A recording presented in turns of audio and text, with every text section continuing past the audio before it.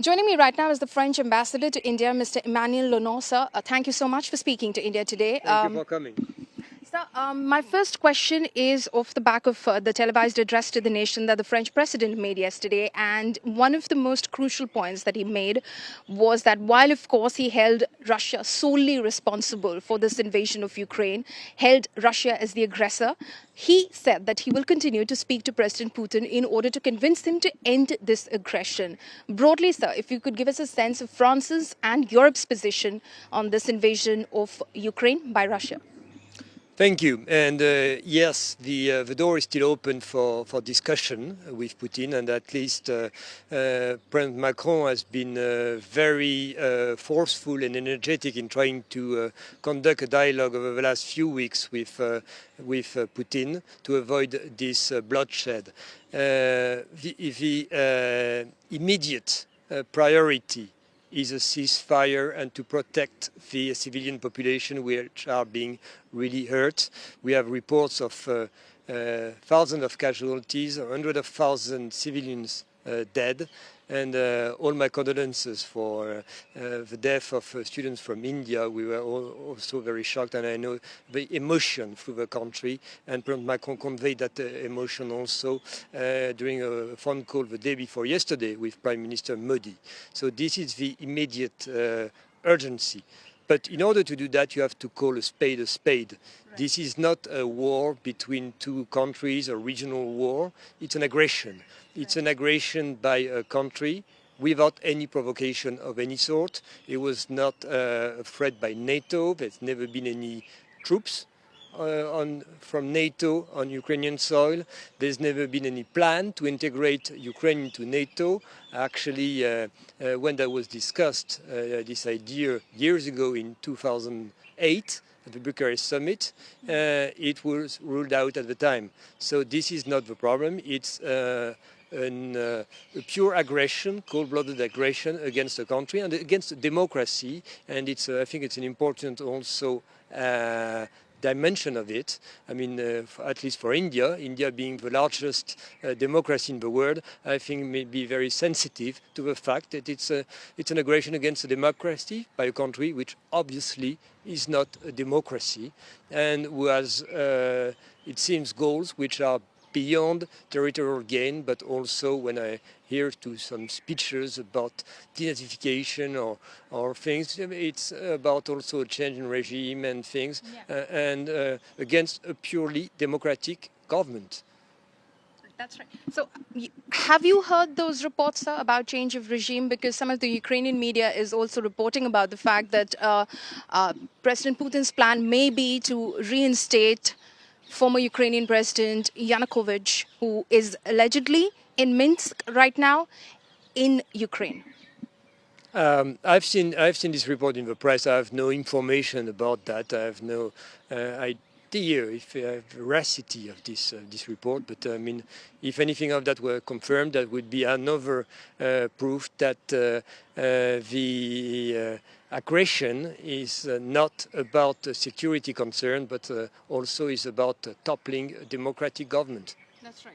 Also, so in terms of NATO's position in this, you did say that NATO is not a party in this, and hence this is purely an aggression against a democracy by Russia. This is not a war. NATO's position, if you could give us a sense of that, and broadly, what is the role that it is likely to play aside from sanctions, aside from providing assistance to Ukraine?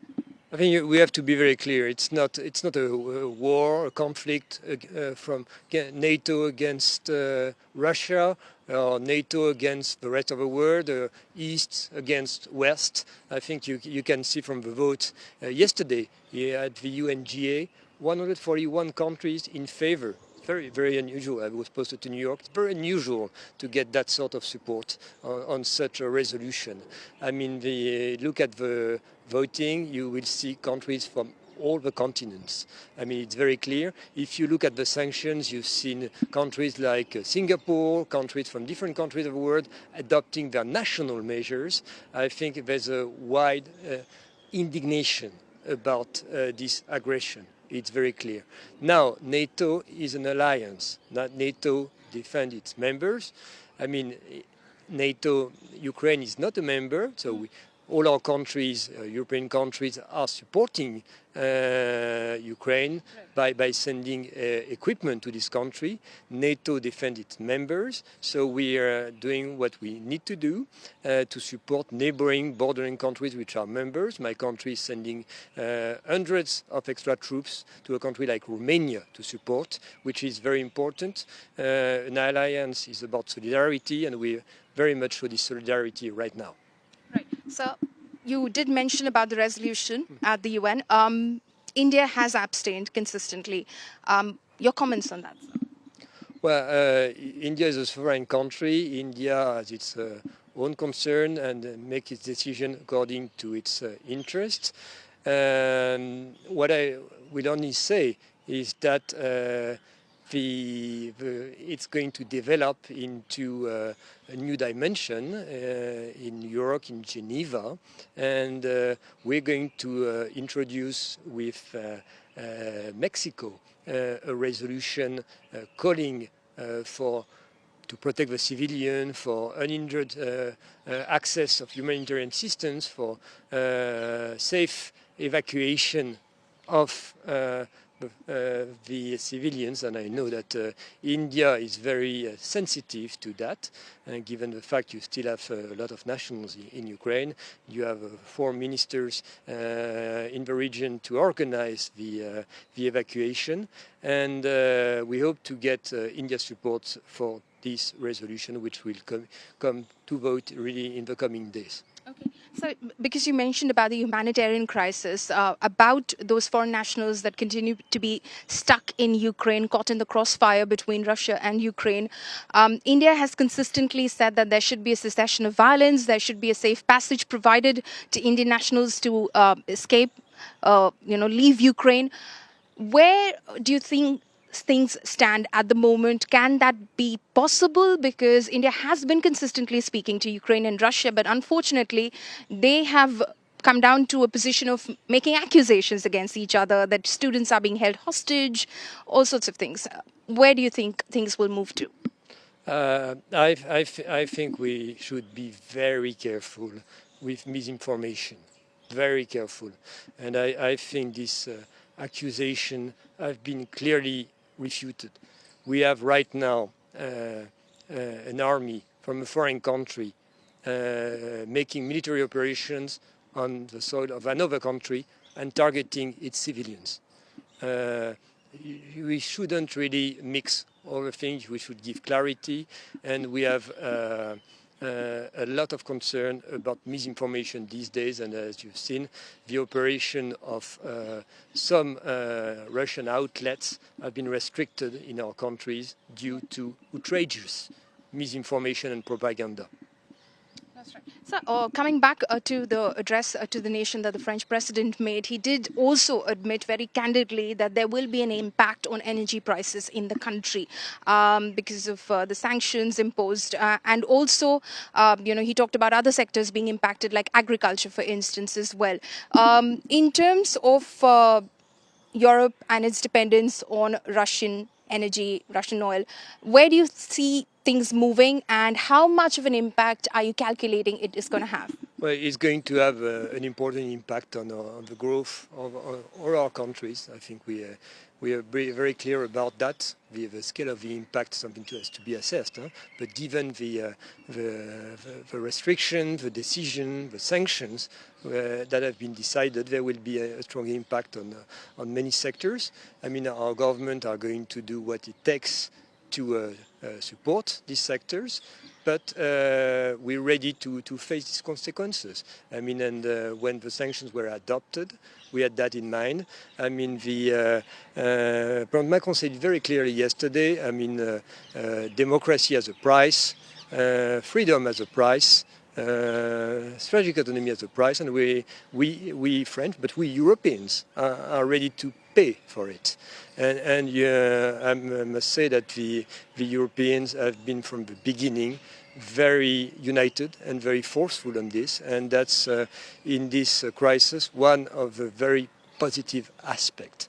I mean, if you've seen how fast we've been able to adopt unprecedented sanctions against Russia, and in a united matter speak with one voice, and also countries from Europe making the important decision to raise their spending for their security.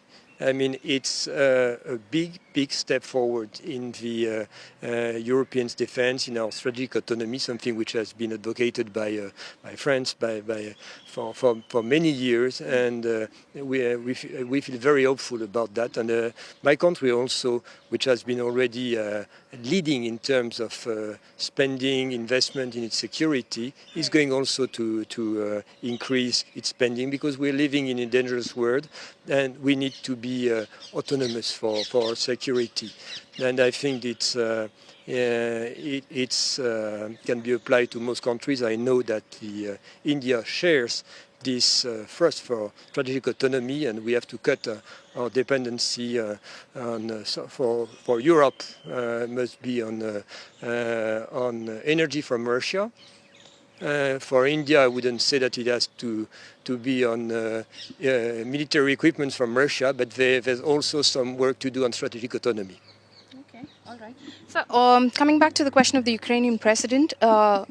Zelensky, is how does Europe look at his future, his security at this present time? Well, let me say first that we are very admirative of the courage of President Zelensky, courage of the Ukrainian people also, by the way they are resisting this aggression with dignity and courage. And sincerely, we admire them and we wish the best for them.